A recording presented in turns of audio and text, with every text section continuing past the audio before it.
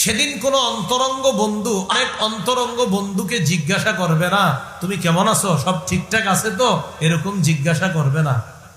কিয়ামতের ময়দানে দোস্ত দোস্তরে চিনবে, কিন্তু চিনেও জিজ্ঞাসা করবে না কি খবর তোমার, জিজ্ঞাসা করবে না। আল্লাহ বলেন ইউবাসসারুনাহুম, সেদিন তাদের উভয় দলকে দেখানো হবে, উভয়ে উভয়ের দৃষ্টি গোচর হবে, চিনবে আরে তো আমার বন্ধু, সেও চিনবে তো আমার বন্ধু। আল্লাহ বলে চেনার পরেও ওয়ালা ইয়াসআলু হামিমুন হামিমা, অন্তরঙ্গ বন্ধু আরেক অন্তরঙ্গ বন্ধুকে জিজ্ঞাসাও করবে না।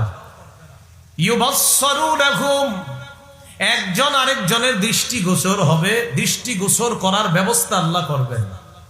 সেদিন অপরাধী কামনা করবে ইয়াওয়াদ্দুল মুজরিমু লাউ ইয়াফতাদি মিন আযাবি ইয়াউমিইযিম বিবানি, অপরাধী কামনা করবে হায় লাউ ইয়াফতাদি মিন আযাবি ইয়াউমিইযিম বিবানি, আজকে আযাব থেকে মুক্তি পাওয়ার জন্য সে তার সন্তানকে মুক্তিপণ দিতে চাইবে। সে মনে মনে চিন্তা করবে আজকে যদি আমার সন্তানকেও মুক্তিপণ হিসাবে আল্লাহ নেয়, আমি সন্তানরে আল্লাহর কাছে মুক্তিপণ দিয়ে দিব, আল্লাহ বিনিময়ে ওরে আযাব দেন, আমারে মাফ করে দেন।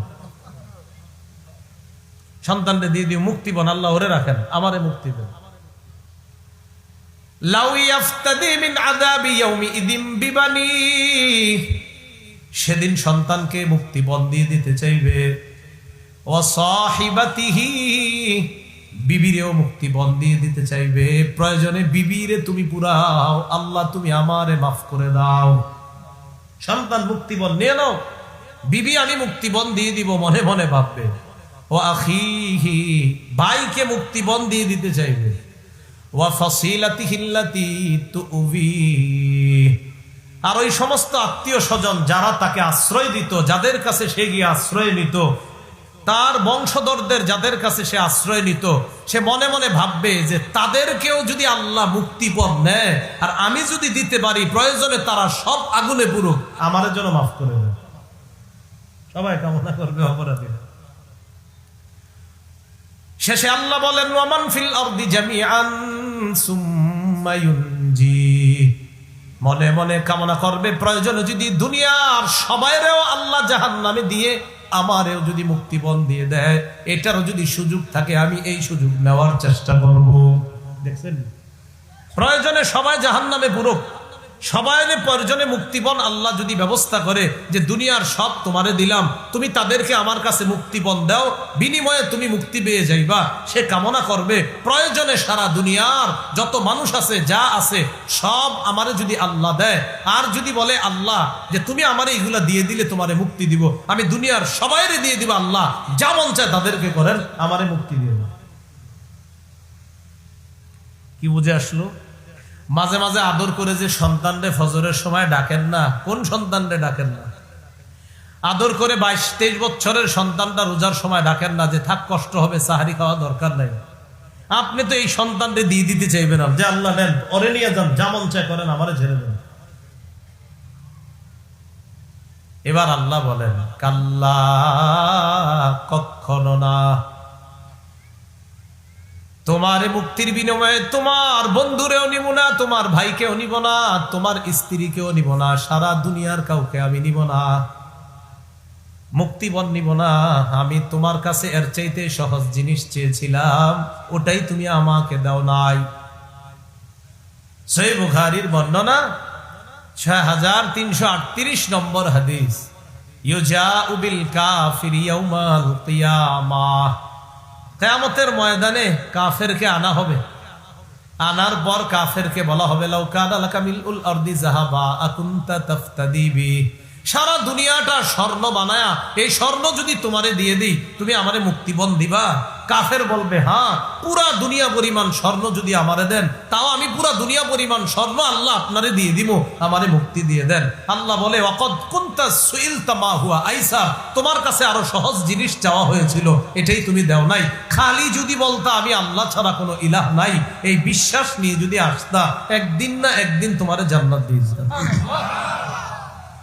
তুমি ওইটা করো নাই।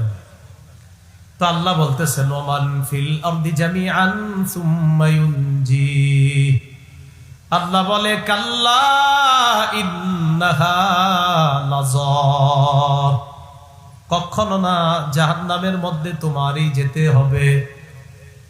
ইন্নাহা লাযা, আল্লাহ বলেন জাহান্নামের আগুন হলো লেলিহান অগ্নিশিখা। নাজ্জাআতাল লিশ-শাওয়া, নাজ্জাআ উপরে ফেলবে, খসে দিবে চামড়াকে, শাওয়া চামড়া।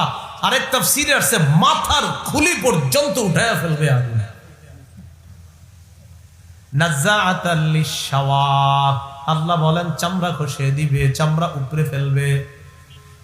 তাদউ মান আদবারা ওয়া তাওয়াল্লা, আগুন আল্লাহরে বলবে আল্লাহ ওই ব্যক্তিরে আমার কাছে তাড়াতাড়ি দাও যে ব্যক্তি দুনিয়ার মধ্যে সত্য থেকে মুখ ফিরিয়ে নিছে।